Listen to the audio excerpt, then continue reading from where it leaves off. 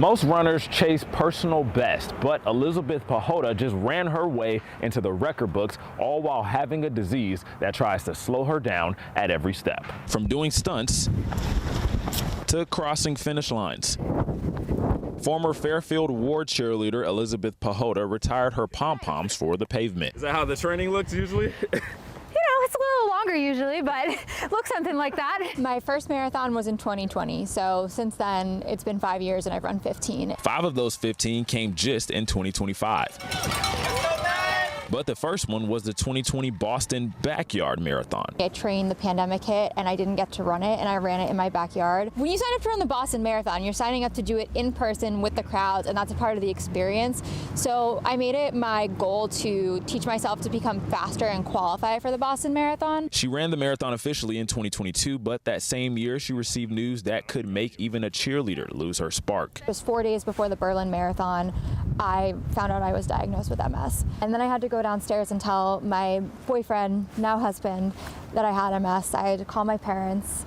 And it was really emotional telling all these people that I have this incurable disease. Now the pom-poms were in someone else's hands, her husband, Matthew Keeman. I had to put my own emotions aside for a few days to just be there, be strong for her, and get her through that weekend, that race. She showed up on race day and put her best foot forward as best she could. Just was in awe of her, being able to pull that off. When I got to that finish line, I had a feeling of empowerment.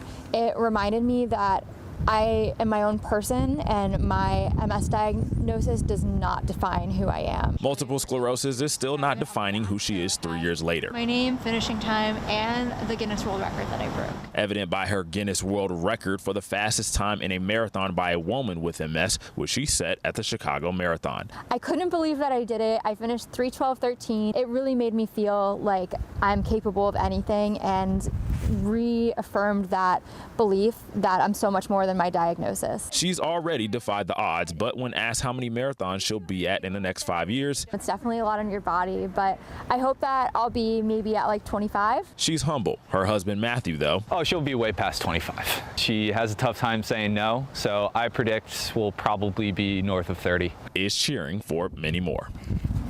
Nice job. That was so good. Through the Multiple Sclerosis Society, Elizabeth raised $5,000 with her run in the Chicago Marathon, and you can still donate. We'll have how you can on our website, fox61.com. In Fairfield, Jamel Johnson, Fox 61.